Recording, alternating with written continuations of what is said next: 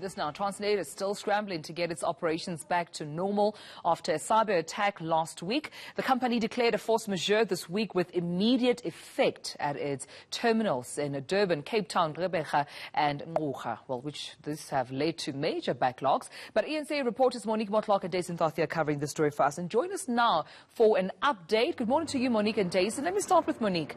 What's the very latest that you can tell us from where you are?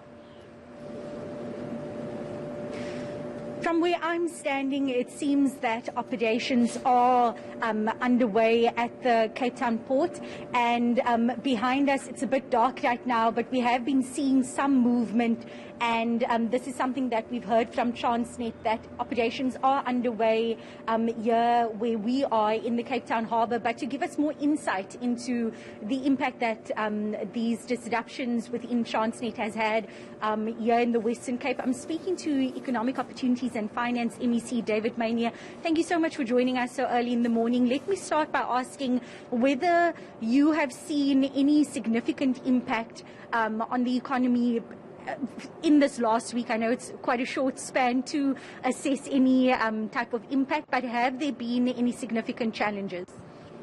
So it's clear that the IT disruptions have caused quite significant delays and are causing significant frustration amongst port users in the Port of Cape Town.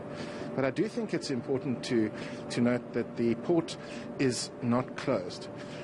Port management have implemented a manual system, and I think quite remarkably under the circumstances have managed to complete 4 vessels and process over 2,200 containers, which I think is quite remarkable under the circumstances. But there's no doubt that the IT disruptions are certainly causing delays in the Port of Cape Town. And we've heard from Transnet in a statement saying that the force majeure is expected to be lifted soon.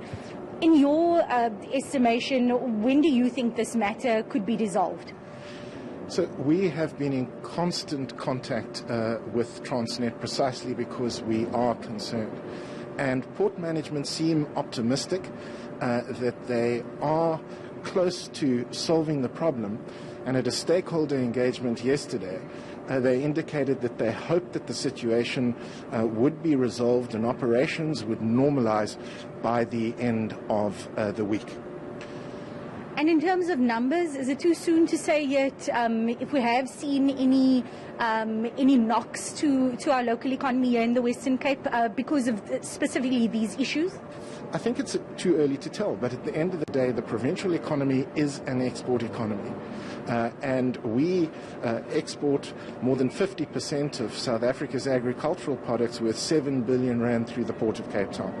So any impact, any delays do risk compromising the economic recovery in the Western Cape.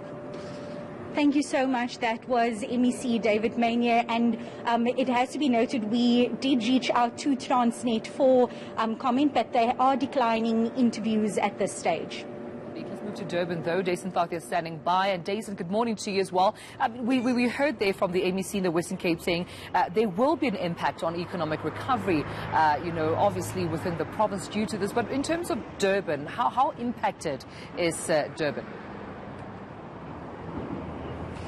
Well, let me tell you this, Gqeberha. Normally when you approach the port of Durban, you can tell very quickly if things are going smoothly there or not. And how you can do that is by traveling along this road. If there's a traffic jam here, it's pretty safe to say that there's a problem inside the port. Now, what we've been seeing here this morning outside the port kind of ties in with what Transnet has been saying and desperately trying to reassure its clients and as well as the broader public that operations are proceeding inside despite that cyber attack that we saw late last week.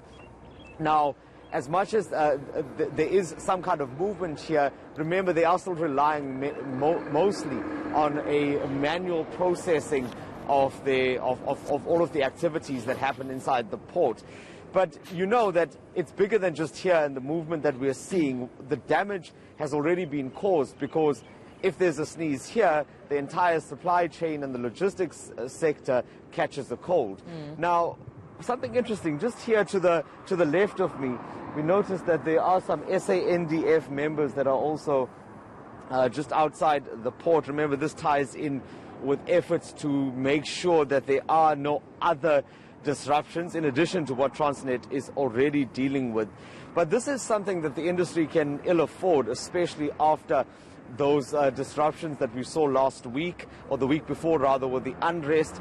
Remember, during that, the logistics sector was already badly affected because of the N3 being closed, the trucks that were burnt, and now with this and the delays that have been resulting after that cyber attack, this is something that is going to impact them quite negatively as well. All right, we'll leave it there. Thank you. Monique, Mortlock, Dasen, Thathiah for this update this morning.